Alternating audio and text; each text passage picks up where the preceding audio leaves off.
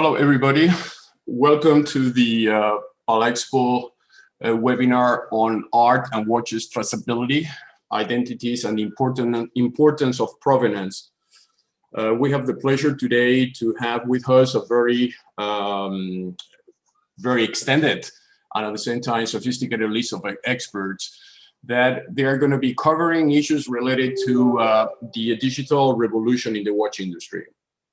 As we know, the watch industry has been disrupted in the last months, years. First, through the arrival of the digital watch technology, which started to decentralize the focus from mechanical watches to digital watches. And in the last weeks, in the last month, focus on what we call non-fungible technology, which is a new way for watch manufacturers to be able to establish a relation with watches and be able to monetize watches, as NFT provides to them the possibility of creating digital twins that they are then sold on auctions houses and reach out a total new ecosystem of buyers. The NFTs can also be created directly through digital art. And we have here a very, among us, a very interesting panel that will debate each of those aspects. So maybe before we start, I have actually a video which I'm going to show you on Jean-Claude Biver in a few seconds. So once I activate the video, that he will give a keynote on NFTs and why NFTs is important for his industry. But maybe before we enter into the video, I would like to ask 16 a very important point, which is education, right? The new generation of artists, new generation of art entrepreneurs need to get educated with this new technology. And we have the chance and the opportunity in Geneva through the Geneva Business School to provide that type of service. So maybe 16, can you explain us what is the role of the Geneva Business School and how you see this disruption in technology basically changing the way education is provided to students?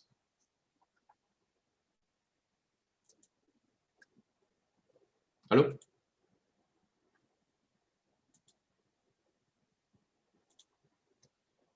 Hello?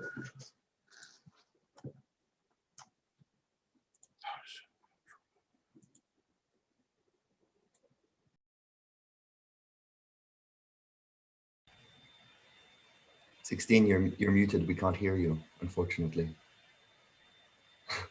Sorry, guys. I'm sorry, I was muted. I apologize. I'd like to thank everybody for having me, and I'm very happy to be here. Thank you, Carlos.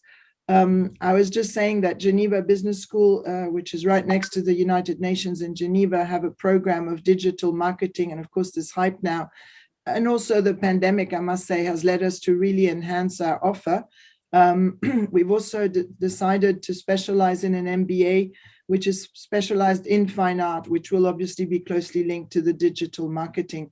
The recent events in the art market with the NFTs and the blockchain, etc., has been very encouraging for us. So hopefully this master's program, this special MBA program will be successful in September. The idea is that we cover all aspects, all 7 aspects of the arts industry, going as much from exhibiting, museology, fundraising to business and money making, and also science, of course. Very important, the scientific aspect of the art market today, which is improving all the time.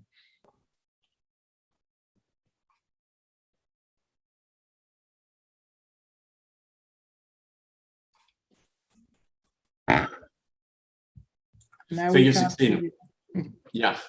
So staying on the education and how can we move this physical world to the digital world, what we express as the transformation or the digital transformation that allows physical assets to become virtual assets, and we enter into a total new paradigm. So the role, and I go for you, Arthur, some questions around the role of auction houses. I mean, you are a very traditional business. You have been there for centuries. You are actually the focal point for anybody who wants to buy a piece of art.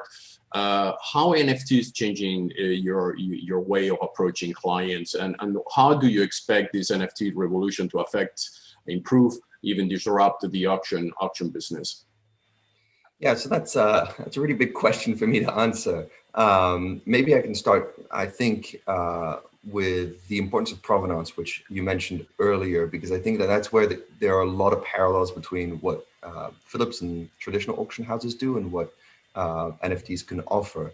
So I'll speak specifically about the world of watches because it's the one that I know best. But in that world, provenance has really become increasingly important, and many of the most famous world records have been set by watches with incredible provenance. Of course, the best example is Paul Newman's Paul Newman, which Philips sold in 2017 for almost $18 million. And today, fresh to market watches, and by that I mean those that have never been offered to the public before, those are the ones that are generating the most amount of excitement within our clients. And that's one of the reasons why I can see watch collectors adopting the NFT model, which in many ways assigns the same importance to provenance. And many would argue here, more transparency and an easier way to follow the future history of ownership of that watch. Now, Philips has offered a digital work of art recently. It was our first NFT, work of art by Mad Dog Jones, who's a very well-established digital artist. That work sold for $4.1 million, so I would say it's not a bad start. However, I think I need to emphasize that this was a piece of digital art created specifically for Philips, which is very different to selling works of art in volume. So I see auction houses staying focused on specific custom NFTs instead of going into the volume business. But what was very interesting about that specific experience is that the work of art was bought by a new client to Philips, which you would expect. So NFTs are definitely seen as a way to reach out to new clients, and one of the reasons why I get calls pretty much every day on whether or not we should go into that NFT revolution. Thank you very much. Maybe in the terms of provenance, because this is all subject to how much work you do to ensure that the original is original, and that work, which is a digital work, needs to be embedded into the NFT process. I mean, when you are coming from a digital file, the provenance is straightforward because it's a digital file, right? When you're coming from an object, like has happened, we have done NFTs of watches, real watches converted to NFT, or a piece of art, or you're doing a NFT of a museum piece of art. What is the process that you think needs to be done in terms of the provenance? How long takes that provenance? And from the provenance verification that you do in auction houses? Because I guess we need to use that, right? There's no way that we can reproduce that process without the credibility of an auction house. Yeah, so it really depends on the work that's being, or the watch that's being offered to us. They're all individual. They all have their own story and their own provenance story. Ideally, I would say, and it's one of the reasons why we're seeing more and more of it. A watch with interesting provenance would come with a lot of documentation supporting that provenance. So let's say the watch is offered by ideally it would be from the family of the original owner. Well, recently we had a case where we had a diving watch that was worn by a professional diver who had the diving log with every single dive that he had done, written by hand, photos of the gentleman with the watch on his wrist, and many more items of documentation that really supported that story. I would say that if a watch came to us with that kind of story and without the documentation, we would adopt a much more careful approach regarding how we present the provenance. Very good. So maybe as we are in the watch industry and we are talking about NFT, I'm gonna pass a video of a recording I did with Jean-Claude Diver just a few days ago. He was in France and he couldn't join us physically today. but he provided his views on a video which I am sharing with you guys now, and then we can continue the discussions.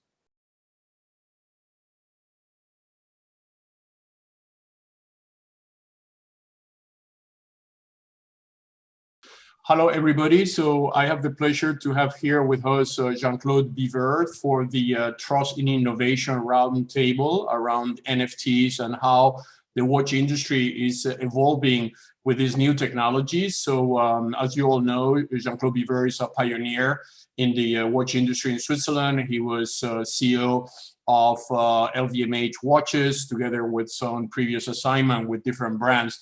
So he's the best person for guiding us towards this new revolution. So Jean-Claude, thank you very much for making this possible. We know that you are not in Geneva, so you came through a recorded video conference, but I would like just to welcome you into the event and ask you, what is your views of this new amazing technology, which, as you know, is a lot of hype in one side, but it's a lot of opportunity in others. So maybe you can give us your views as an expert on this industry, watch industry. Yes, thank you very much, Carlos, for this small interview and question. Yes, I think the NFT has, for watches and for art in general, has an enormous future. And then especially for watches. Why? Because the watch making art has disconnected from the necessity to tell you what time it is. Most of the luxury watches are really not made just to read what time it is. And the timing is a secondary. It was very important in the 19th century, beginning of the 20th, because that was the only reason to have a watch. It was to know what time it is. Today, time is everywhere.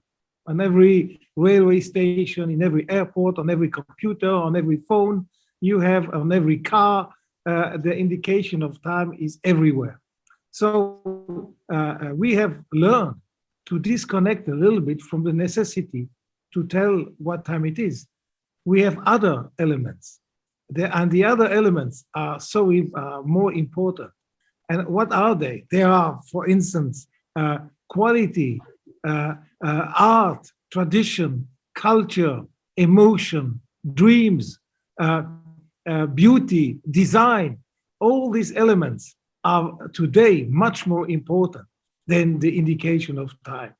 And therefore, I think NFT has an enormous, is the successor, because on NFT, you don't need to be owner of the 3-dimension. The 3-dimension is an accessory. Eventually, you can buy both. You can have an NFT, and then later on, you could eventually also buy the 3-dimension. But it's not a necessity. It's accessory. So many people will never want to have the 3-dimension, because with the NFT, you have somehow, you also connect to eternity. Art, a watch that is part of a piece of art is eternal, but NFT is also eternal. Both are connecting you or the owner to eternity. So therefore, I think it is extremely interesting for the watch industry to enter the NFT. And I think there are already, and we have done it together, the first Hublot watch that was sold as an NFT piece of art. So I am a big believer in the NFT, but not only for watches, but in general. I'm a believer of NFT. I think it's just a genius evolution of the technology. Still, many people don't understand what it means. Many people don't see how important it is, but that's always with the novelties. And every innovation, every creativity in the beginning is not shared by everybody. That's the definition. That means why? That means it is great when not many people are understanding it from the first day on, but people will follow, and NFT in a few years will be like a standard for in the watch industry. Do you think the new generation that they are now sitting on cryptocurrencies, the new generation will be inclined to enter into the NFT even before buying a watch? Do you think this is a trend that is happening now? I think the new generation might be more interested in the new, I'm surprised when with Tag Heuer we launched a connected watch, and we were planning that we would eventually conquer a new clientele, the younger people with the connected watch. And you know what? It was not the case. The young generation, we find out, has no interest for classical watches. Yes. And I think it's even the same for, or somehow the same for other connected watches. The new generation had really not the biggest interest. The biggest interest was people between 35 and 55 years old. So for the new generation, that might be a great entry point in the watches through NFT. From NFT, they might go to the 3D. Why not? So I see there a clear opportunity. And this is something actually the auction houses will also have an opportunity to play into this NFT role by auction NFTs, right? Companies like Sotheby's, like Phillips, like Christie's, they see a new opportunity. What is your views on that? I'm sorry, my connection is bad. The role of the auction, the question.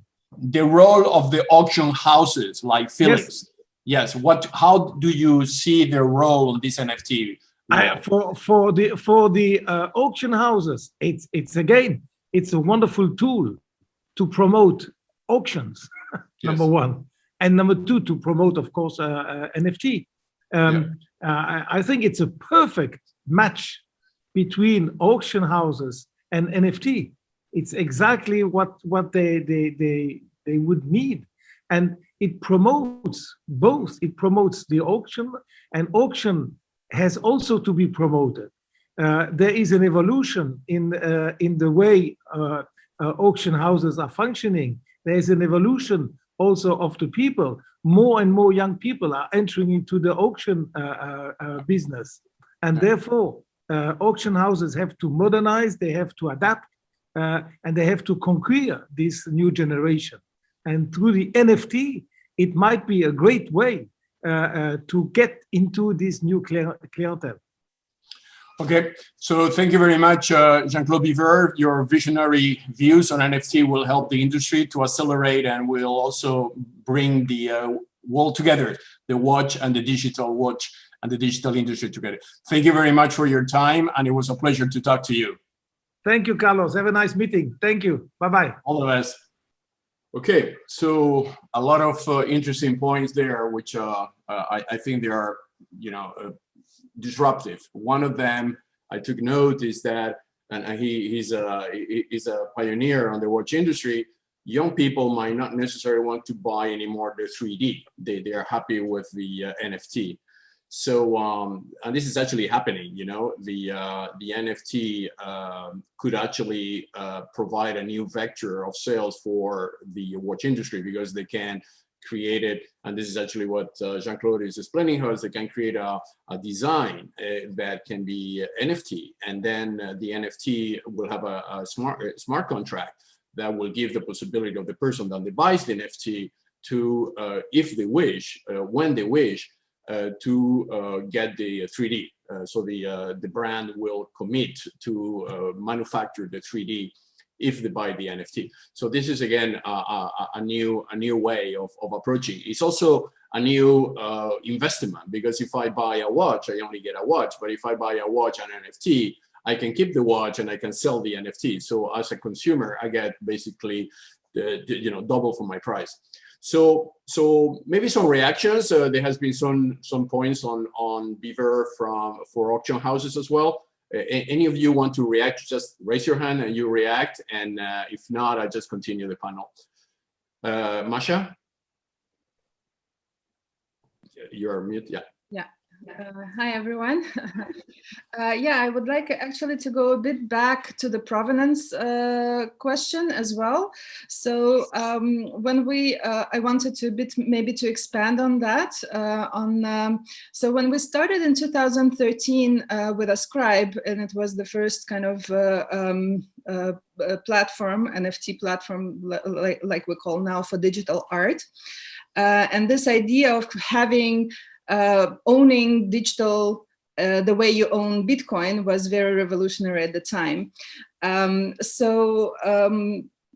When we started with digital content, because digital is very easily copied and spread on the internet in seconds, and how can you create the scarcity from digital that was the connection with blockchain technology, which is this ledger that nobody can tamper with, and you can only write into it, and you cannot delete from it.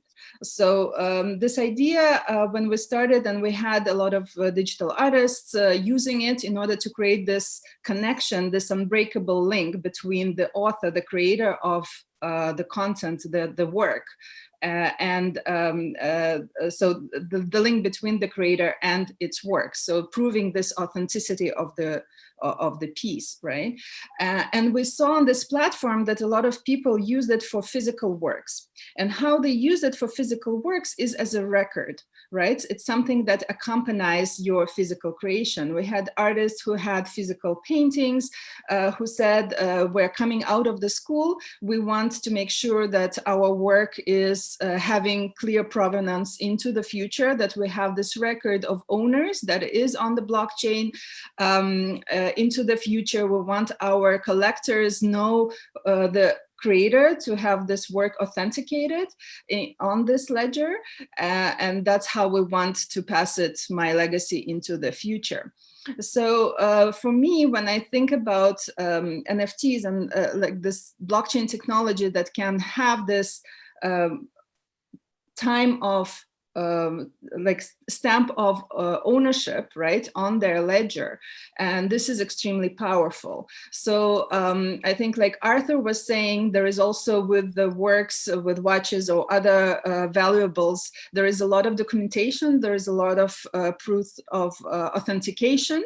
If we're talking about paintings, right, you have different authenticators having different opinions as well. So you have these claims of, I don't know, let's say Rembrandt. So one of the experts says it's Rembrandt, the other expert says it's not, but all this is part of the history of the work, right? And the problem even with this is that it's very hard to kind of to combine this. All those certificates also get lost. When I talk to some of the experts who authenticate works, they say every 10 years you need to do another authentication. So here where blockchain technology can also help is this way of carrying all this legacy through the time, right? So with watches, I see here what we're talking about is definitely having this when NFT accompanies a physical object, and here you need to create the bridges like Weisky is doing with the hardware, right?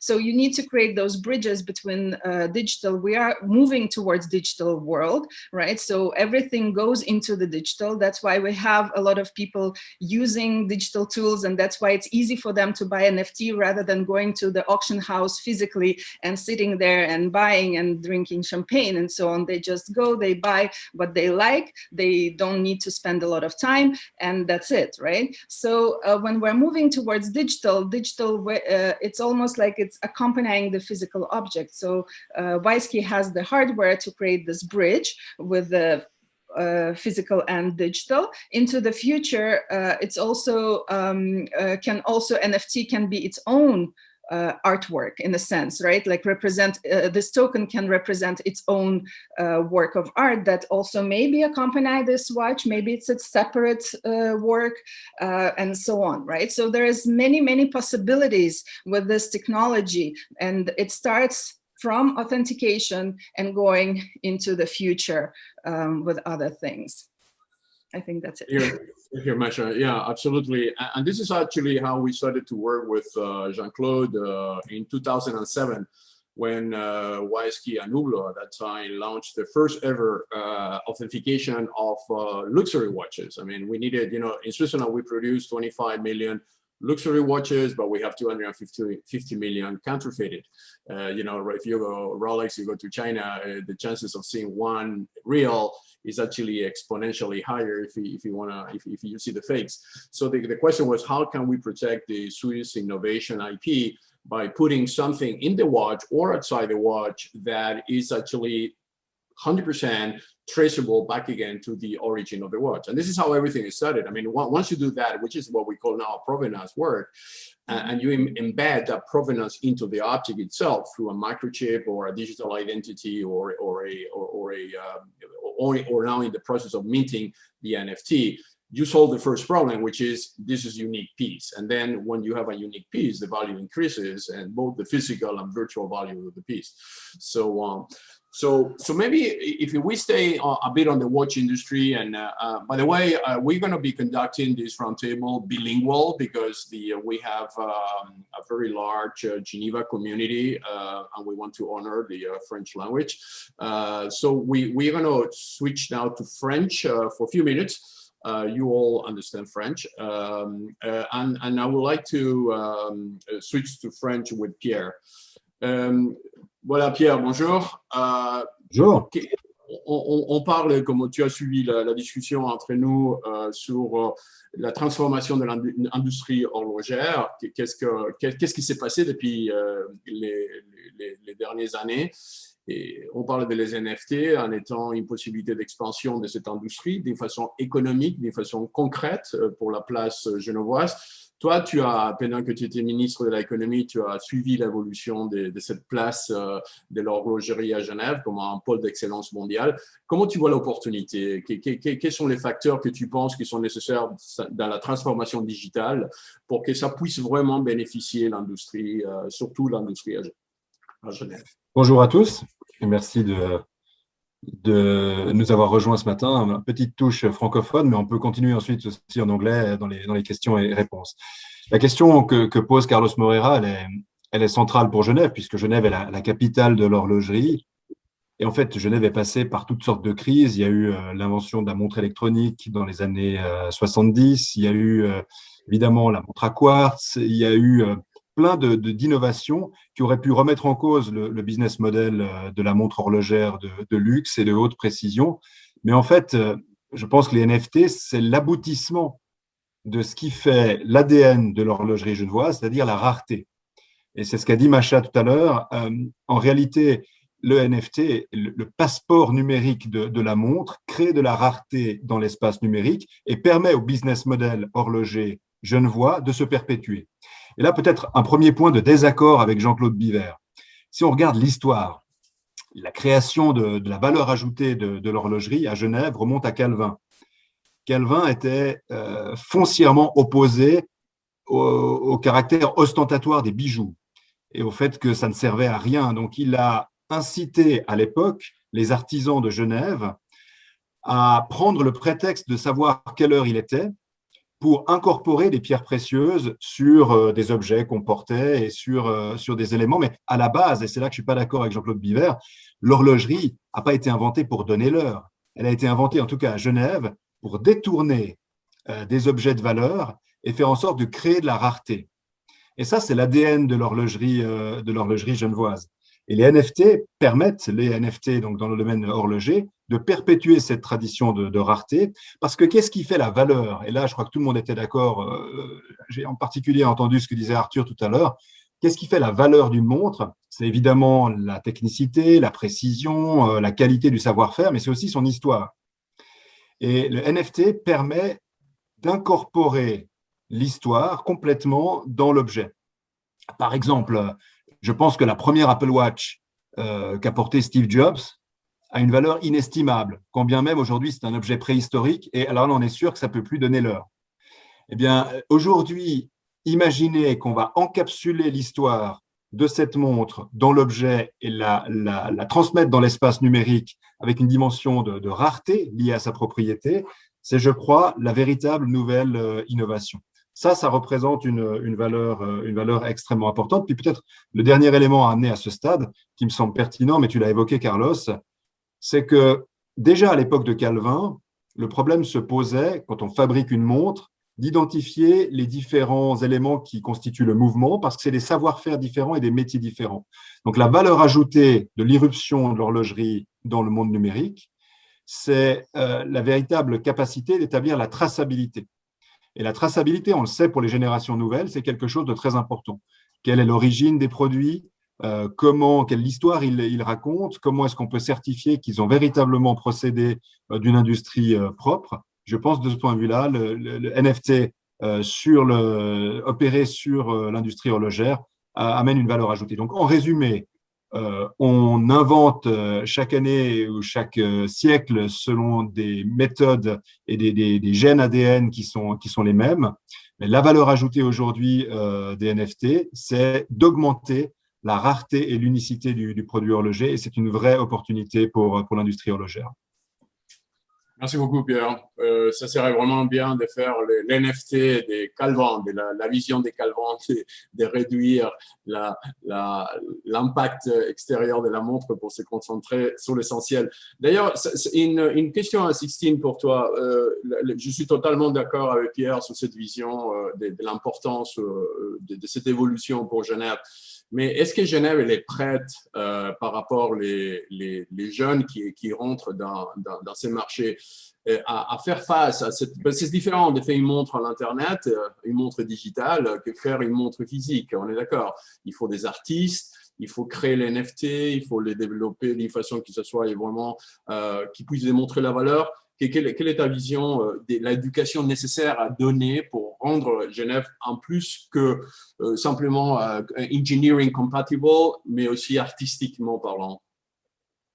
Alors, d'abord, je suis d'accord avec tout ce qui a été dit dans le sens que ça va se passer naturellement. Je pense que les jeunes, ils sont déjà beaucoup plus en courant que nous, et pas seulement pour l'art et le luxe ou des choses, mais sur 3/4. En fait, l'artiste en soi, que ce soit un horloger, un musicien ou un artiste de beaux-arts, il suit aussi son œuvre à lui.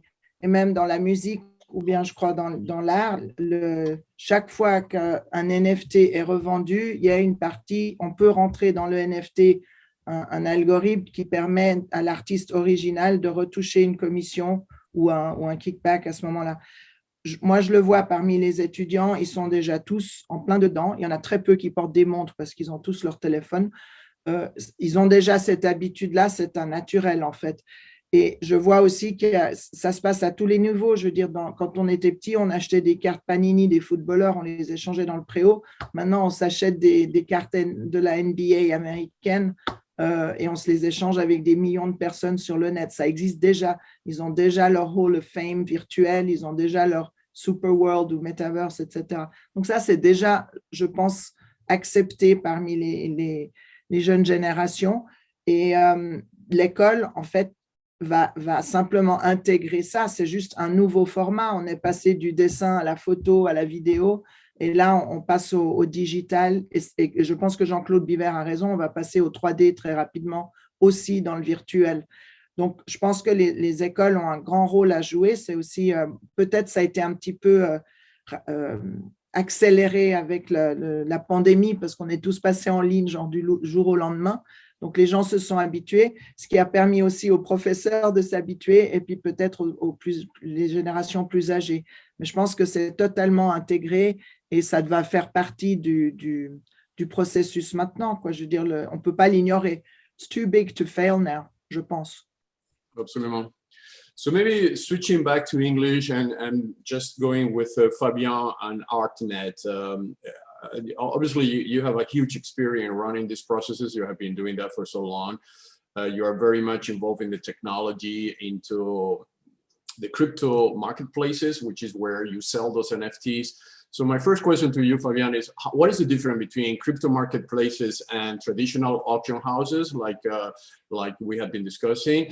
And how do you distribute the royalties on NFT? I mean, 16 was saying artists are now getting paid with royalties. Maybe you can explain us this process of marketplaces, royalty, and cryptocurrencies, as obviously we are acquiring NFT with cryptocurrencies. Fabian, floor is yours. Yes, thank you, Carlos. So obviously there is a large difference between traditional auction houses and marketplaces that have appeared in the last years. So auction houses are usually older companies, they're established companies. They can bring some interest to the collectors that is more traditional. So what I mean by that is the marketplaces are more of a Wild West. Sometimes there is curation, but not always. Whereas at auction houses, they have this habit of curating the works, of looking at the works very closely and to see if the work has any value for their audience. So there is this question of trust there.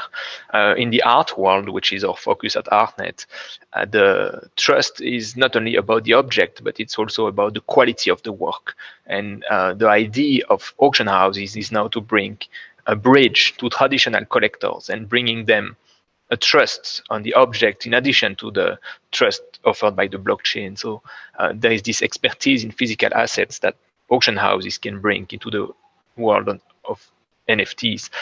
Whereas on marketplaces, like large open marketplaces that can offer minting capabilities where people can push their own artworks online, there is virtually no curation most of the time, and basically you're on your own, right? So there can be copyright issues related to the works that are mitigated more or less by those marketplaces, but it's a one-fits-all model. So the main difference, I would say, between the marketplaces and the auction houses is auction houses are going to still be very customized toward each asset. And it's very interesting to hear that Mad Dog Jones created for Philips an NFT, because that means that auction houses now put their feet into the primary market, into bringing new works, which is not the traditional model. So you have this interaction somehow. And then comes the question of royalties, as you mentioned.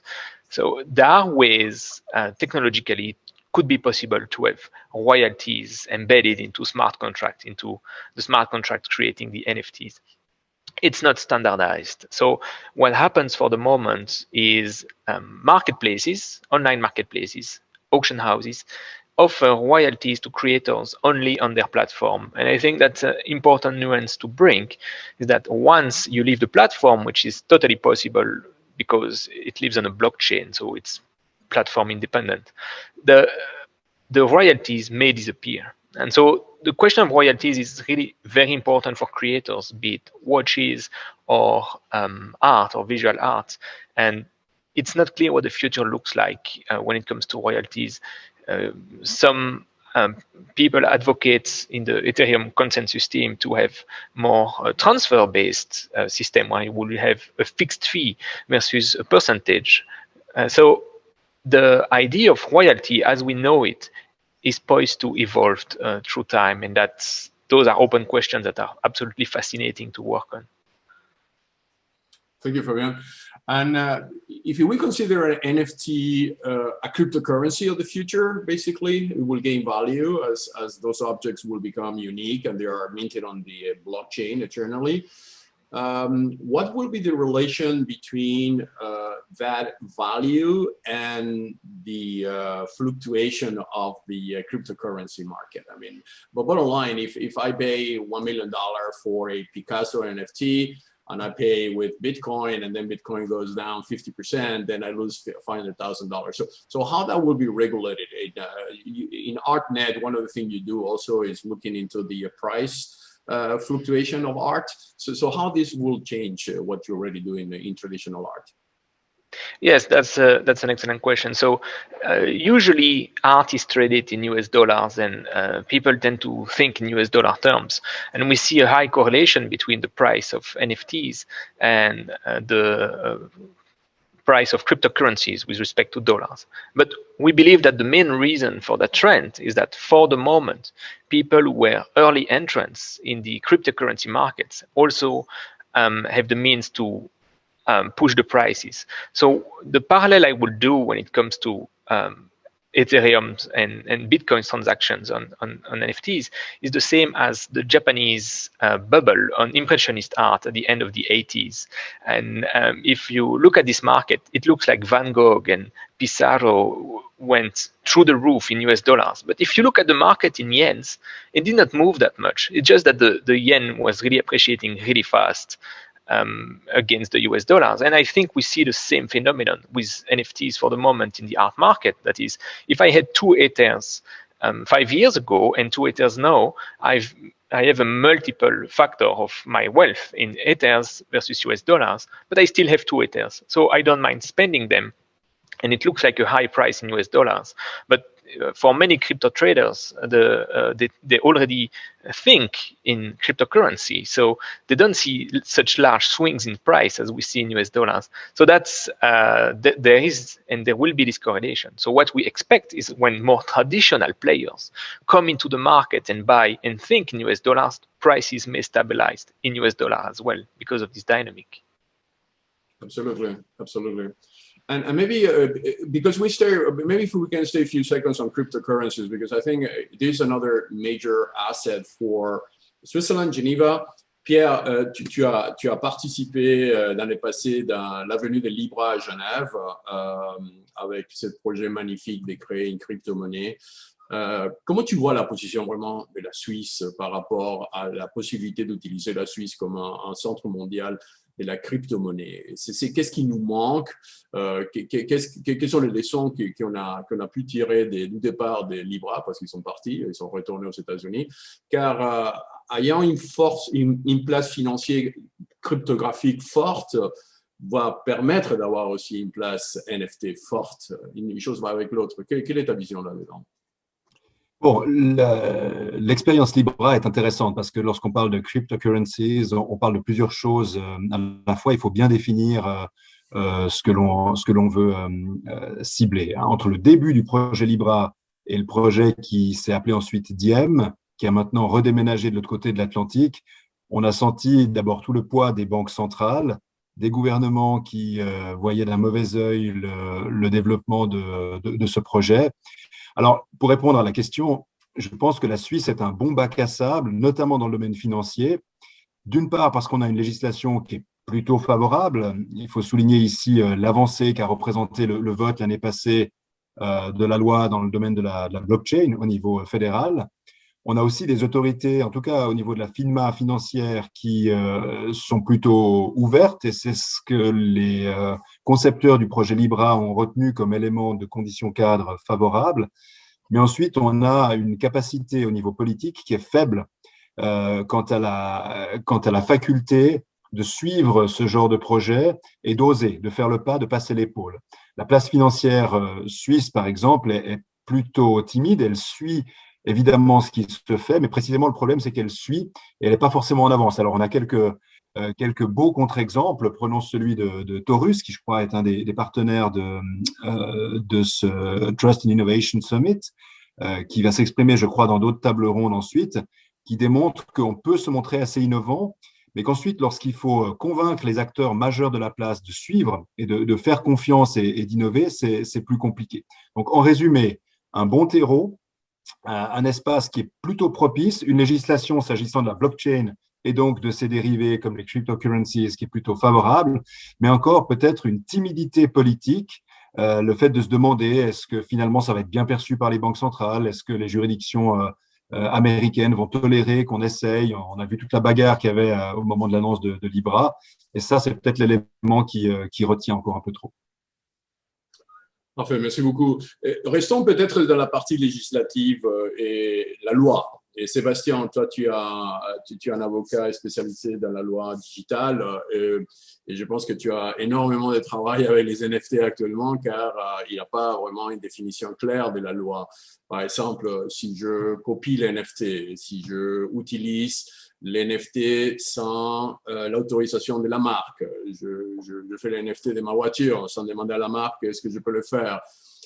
Quelle est la situation actuelle de la loi par rapport au lancement des NFT ici en Suisse en particulier? Tu es mute. Merci Carlos. Je ne sais pas si je dois répondre en français ou en anglais. Qu'est-ce que tu préfères? Vas-y, continue en français, comme ça on a discussion équitable. Alors, il y a beaucoup d'incertitudes. Il y a beaucoup d'incertitudes parce que le droit d'auteur, c'est quelque chose déjà qui est très mal connu. Je vous donne un petit exemple. On a eu une petite procédure qui s'est terminée amiablement dans une grande ville suisse parce qu'un auteur avait vendu une œuvre et qu'une personne l'avait mise dans un lieu public et que cette œuvre, en fait, toutes les personnalités qui arrivaient dans ce lieu public ont commencé à la dédicacer. C'était une sorte de journal pour ce lieu public. Et l'artiste, quand il a vu ça, il s'est fâché, tout rouge, et il a attaqué au niveau pénal celui qui avait payé l'œuvre, qui croyait qu'il pouvait en faire ce qu'il voulait et qui avait quelque part dénaturé l'œuvre. Alors, il reste ce principe de paternité de l'œuvre que tout le monde connaît, doit indiquer qui est l'auteur. Et puis ensuite, on a, entre guillemets, un droit de suite, c'est-à-dire qu'on ne peut pas faire n'importe quoi avec l'œuvre. Toute la difficulté va consister à savoir qu'est-ce que je peux faire avec l'objet que j'ai acheté. Alors moi, je suis un watch addict. Là, je n'ai pas montré à M. Biver parce que sinon il va être fâché que je n'ai pas sa montre, mais j'ai reçu une montre pour mes 50 ans. Cette montre, je l'ai payée. Mes amis me l'ont offerte. Elle a une grande valeur. Je me dis, qu'est-ce que je peux en faire ou je ne peux pas en faire? Rien n'est défini. Il y a des règles de base sur le droit d'auteur, propriété intellectuelle et autres, mais on n'a pas aujourd'hui, ce ne sont que les cas qui vont survenir, qui vont permettre de voir ce qu'on peut faire ou pas. Là, il y a deux optiques stratégiques des marques. Il y a des marques qui disent on favorise les NFT avec nos produits parce que c'est un vecteur marketing fondamental. Et à mon avis, elles ont raison. Et il y a des marques qui disent on ne veut pas qu'il y ait un détournement, quel qu'il soit, de ce que nous produisons et que nous en perdions le contrôle. Et à mon avis, ces marques-là, elles n'ont rien compris.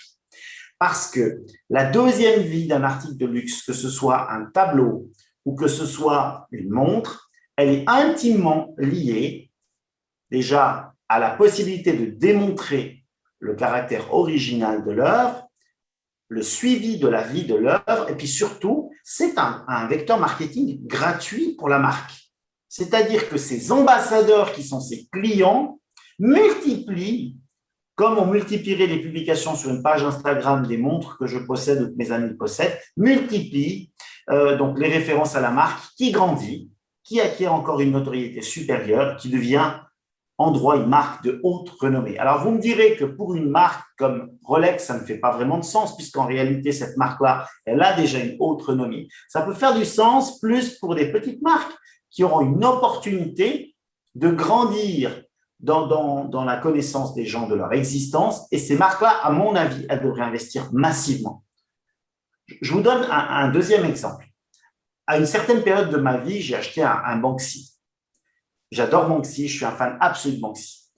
Le Banksy qui m'a été livré, il avait une attestation d'authenticité qui a été faite par une galerie. J'ai dit à la galerie que je ne peux pas assurer ce tableau, qui était un tableau qui n'était pas très cher, c'était une des petites œuvres de Banksy. Je ne peux pas assurer ce tableau si je n'en ai pas la preuve de l'authenticité. Eh bien, j'ai renvoyé ce tableau à la galerie parce qu'en définitive, personne ne voulait assurer ce tableau. Et ça, c'est un réel problème pratique qu'on a tous les jours. Et pour moi, ce qui est très, très important, c'est d'évoquer le marché de la deuxième main. Plus que les articles originaux qu'on va acheter en boutique, parce que vous avez vu que les grandes marques se réapproprient les lieux de vente, c'est la deuxième main qui maintenant devient vraiment un élément très important. Pourquoi? Parce que les marques ont compris que laisser le marché de la deuxième main à des intermédiaires, aussi fiables soient-ils, aussi sympathiques soient-ils, c'est se priver d'une très grande partie des revenus de la revente et aussi se priver de la traçabilité des objets qu'on vend. Si maintenant je rachète une montre, là j'ai une AP, alors j'ai une Audemars Piguet, je vais la racheter. Peut-être que pour la marque, c'est bien de savoir qui était le précédent propriétaire, comment le précédent propriétaire, comme pour une voiture de luxe. Et ça, c'est l'élément aussi qui me paraît saillant. C'est sur la vie des objets. On pourra prouver l'authenticité, on pourra avoir une traçabilité, on pourra aussi garantir qu'on va faire des services qui seront nécessaires et pas superfétatoires, parce que j'ai déjà fait un grand service à cette montre il y a 5 ans, enfin c'est pas moi mais c'est le précédent propriétaire qui l'a fait, etc. Donc ça ouvre un champ des possibles pour les marques qui est inouï, avec un coût qui est extrêmement réduit, parce qu'on se réapproprie quelque part le suivi de ce qu'on a produit, on est en capacité d'accroître sa notoriété et en définitive, on satisfait toutes sortes de clients, ceux qui ont plus ou moins de moyens. Et ça remet à égalité des marques qui n'auraient pas forcément la force de frappe marketing pour faire des campagnes de publicité dans les journaux, à la télé, etc.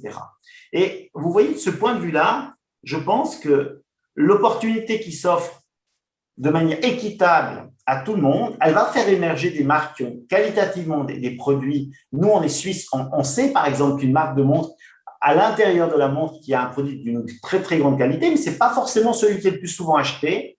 Moi, je pense que pour tous ceux qui font un travail de fond sur les mouvements, tous ceux qui sont créatifs, toutes les jeunes pousses, eh bien, ça va être un tremplin. Et ce tremplin-là, il faudra le saisir rapidement parce que la concurrence, elle va être rude. Parce qu'au départ, tout le monde sera sur la même ligne, mais à partir d'un certain moment, vous aurez des gens qui auront mieux maîtrisé la technologie que les autres. Voilà. Et je termine avec une toute petite histoire. Lorsqu'on met en vente avec des NFT des objets, puis que les gens se braquent, qui se fâchent, voire même qui saisissent des tribunaux, c'est qu'ils n'ont rien compris pour moi. Parce que la réalité du monde actuel, c'est que soit on participe à ce mouvement, soit on est dans l'incapacité de le juguler. C'est une vague. Vous pourrez bien faire un procès à Tartampion qui va mettre sa montre X en vente sur eBay avec des NFT, mais vous ne pourrez pas faire un procès à tous les Tartampions du monde. Même si ces gens-là, ils perdent au tribunal, vous ne pourrez pas les arrêter. C'est terminé. Les jeunes, ils ne vont pas maintenant… vous voyez ce qu'ils ont comme premier respect de la règle. Aujourd'hui, on n'a pas de jurisprudence. Donc, on a une inconnue dans l'équation. Alors, tout le monde va se saisir de cette opportunité. Mieux vaut essayer peut-être aussi pour les marques horlogères et pour les marques de luxe de créer des règles communes. Je sais que c'est difficile, ils ont des représentants communs, mais ils n'arrivent pas souvent à s'accorder sur une posture commune. Il faudrait peut-être discuter entre eux pour savoir ce qu'on accepte et ce qu'on n'accepte pas. Et si maintenant on a un grand nombre de marques qui vont dans le même sens, qui adoptent une ligne de conduite commune, eh bien là, on n'aura plus de difficulté à accepter et surtout, non seulement à accepter, mais à bénéficier de tous les avantages de la technologie. Merci Sébastien, c'est très clair. Et après, je vais revenir sur ce point-là de l'autorisation de la marque pour faire un NFT, et surtout dans les contextes des auction houses. Mais avant ça, I have a question for Masha. Masha, you have a PhD in arts, and you have a museology degree from Louvre School in Paris, and you have been a curator of the Louvre Museum. What is the role of museums? Are they grasping the opportunity to digitalize their? You know, we are dealing with museums, and we are talking to them, and historical sites, and they're telling me, you know, 70% of the art is actually inside boxes, galleries. We don't even showcase because we don't have the place to do it. Wouldn't be a great opportunity to bring all that to NFTs, but are they reacting? What is your views on that if you're dealing with them? That's a great question. I would like to start, maybe I'll start from the kind of how I see the NFT. For me, NFT, it's technical standard. Right. So it's a way to, it's a token that you put on top of the artwork in our case, right? So it's, some people think you kind of need to twist a bit your way of thinking. It's where people think we create an art and we just put it as an NFT. It's basically tokenizing the work. Right? And this token that you create with the work, it's worth something. And some people pay in Ether, some people pay in Bitcoin, some people pay in other currencies, right? And this where marketplaces that are created, they actually, like you have some of the marketplaces that take credit cards to facilitate and to make it easier for their users. And there are some of the marketplaces that have cryptocurrency wallets built in. Most of them do. So in terms of the, so it's a standard, right? It's not like a magic wand that can do everything. It's something that wraps an information. It can be any type of data, any type of, we're talking some intellectual property here, and so on. And physical in our case. So for museums, it's it's in a sense, how do they adapt into the future? And especially now with COVID, a lot of revenues were lost. For a year and a half, most of the museums were not working. Especially in Europe, the museums, they are national heritage museums that are subsidized by the government. They're not allowed to sell their works in order to sustain themselves, like it's the case in US. Definitely this way, because the new audiences, they do come more easily online. They want, sometimes before they go to an exhibition, they want to see the images online, and a lot of museums, they're scared to put images online for different reasons. But this is how we need to kind of rethink the whole idea of museum, like the life of a museum. And definitely NFT can offer different types of new streams of revenue. So in order to, as like some people here mentioned NFT as a marketing tool, here I would like to say that NFT can be also audience engagement tool. It's a tool for bringing new audiences. It's a tool that can engage and create a new ecosystem, like new type of how do you call it? Engage the community, create community, right? And here, for example, let's say a Mona Lisa that never leaves the Louvre, but if you can create an NFT of Mona Lisa and have multiple owners of it, right? And create and engage this community to create new NFTs out of this NFT, artists that can create other works, because Louvre also, for example, uses a lot of contemporary artists working inside the museum, right? So you create this dialogue, and there is other ways, like even a store in the museum can have, like we have prints, right? Does it mean we own the real work? No, we know we own the print, but and like we also need to remember NFT, it's a unique snowflake, right? There's other standards that can have fungible usage for that, right? And you can have like licenses embedded in it that are maybe fungible. And so on. So just kind of keeping it short, definitely for museums, there is a lot of possibilities.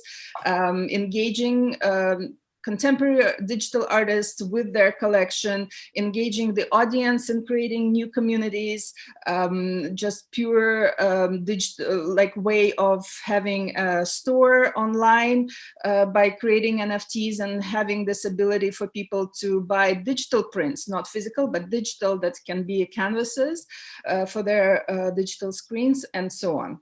So yeah, I think I'm done. That's great, Masha. Thank you very much. Yeah, I fully agree. I think museums and anyone that has historical records, you know, we are approaching like the Vatican. 80% of the artwork in the Vatican is in boxes, and the Vatican, like any organization, is raising money. Actually, on the next panel, which starts in 50 minutes, I will be moderating the expert NFT from the Red Cross. You know, the Red Cross is sitting in Geneva with historical documents, which are very emotional, very, you know, documents, and they reflect a specific moment of the history of their work. And obviously that has a huge potential for NFT. It's also important to understand that a lot of the philanthropic causes are willing now to provide philanthropic support funding through NFT processes, right? Like we did with when we did the auction with Jean-Claude Biver. So this is another area of interest. Arthur, just maybe one more question to you. And on the, I think if I am not wrong, you have the record of the, you know, most expensive Patek Philippe auction in Philippe, $4.7 million, if I'm not wrong, on a watch, on a physical watch. The record for a vintage Patek Philippe, yes, at 11 million. 11 million. Okay. I thought, okay, it's even higher. 15, Patek Philippe, 11 million. Yeah, for the enthusiasts, I heard that there were a couple on the on this one. But would you see that, for instance, doing that together with the NFT will increase even that price if you do both? If you sold the watch, but also the NFT of the watch, because then as a buyer, I will be able to keep my 11 million Patek Philippe in my safe, but then provide a 3D or hologram on the digital NFT version. Is that something that you guys are thinking is a good idea? Well, I think the big question is, are watch collectors NFT collectors, and are NFT collectors watch collectors? And that I think is a question that is tough for us to answer at the moment. We see a lot of interest from clients who want to sell watches with NFTs attached to them. So we definitely see it as an opportunity. Now, whether or not the gentleman who purchased that very specific Patek Philippe is someone who's interested in NFTs, I'm not sure. Very hard to answer that question. Okay, that's great.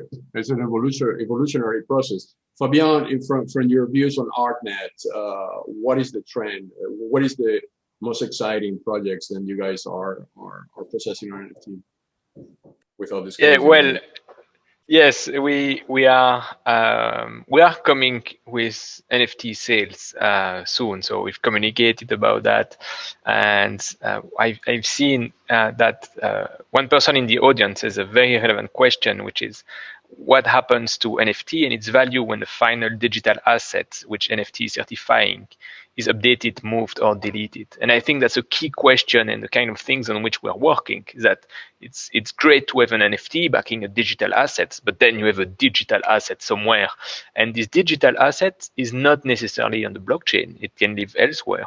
So that's why it's so important to work with partners who know what they are doing when it comes to digital assets and understand that, yes, even though you have a token, the assets, be it a physical asset or a digital asset, can be tampered with.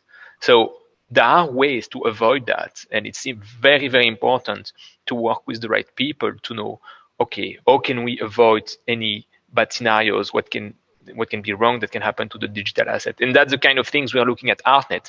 How can we guarantee that not only the token is of high quality from a great smart contract, but on top of that, that the digital asset is saved in multiple places, could be decentralized.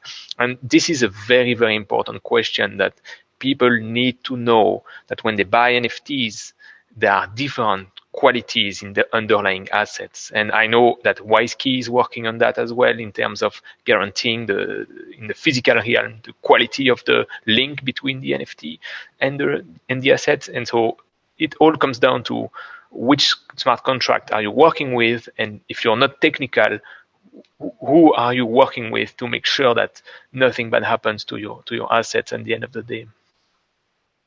Thank you very much. Yep, Masha.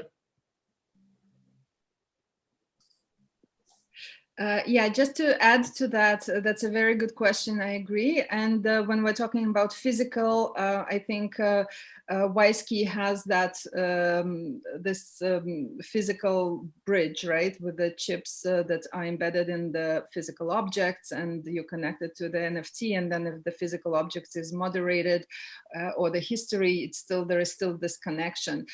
With a digital file, it's different, because if you change a couple pixels, like, is it the same NFT or is it the same thing? If we're talking about images or videos, for example, this is where I think, and we are very early stages, and this is something that is important to have. But I think that in kind of going into the future, there is also a space for other technologies to combine and make it more powerful, like artificial intelligence, where you can actually crawl the web, see the images that are similar, where you can have this transparency into what is NFT, and alert like cross platforms, because we will have multitude of marketplaces. But if there is a way to for another person who will have another work to register, to kind of flag it and say there is another NFT there that represents this and this image. Are you the original creator? And this is where the legals also get involved, right? So if you are the original creator and the author of that work, you should be able to do maybe changes, but then if it was sold and you have a secondary market and so on, definitely there is a lot of people involved in the future.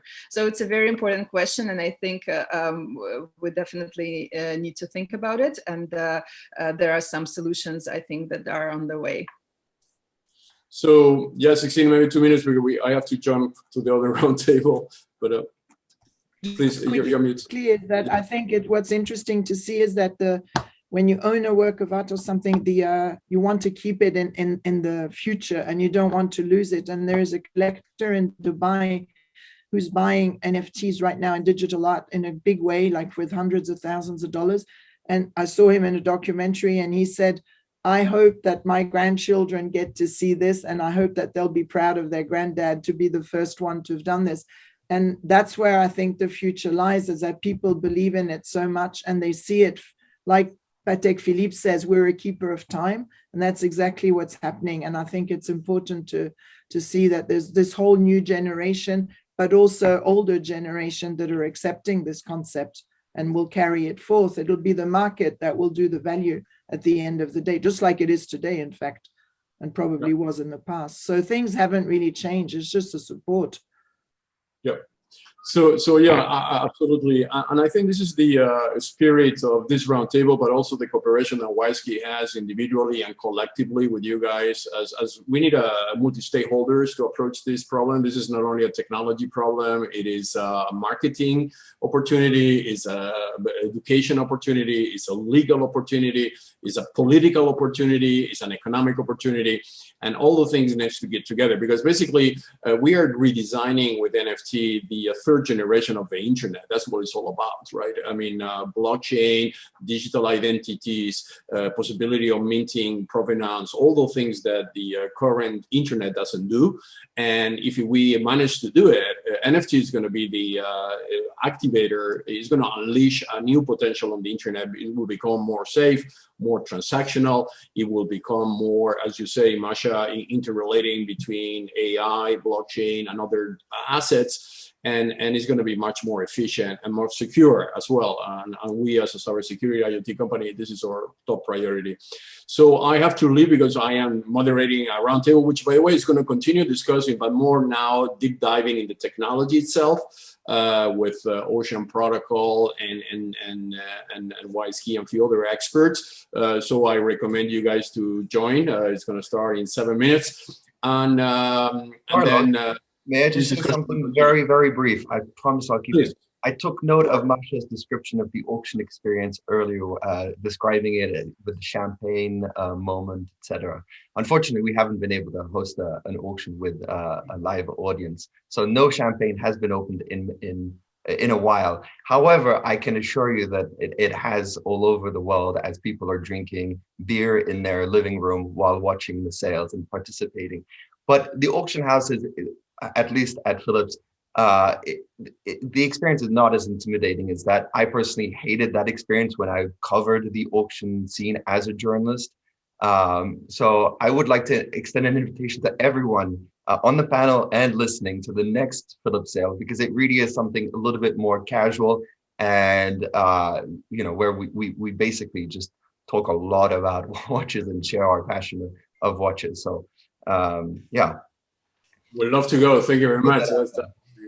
I will be away also to see everything in action. So thank you very much, everybody. That was an amazing panel, great participation, multilingual. So we did everything. So thank you very much, and see you in a few minutes. All the best. Thank you, Carlos. Bye-bye. Thank you.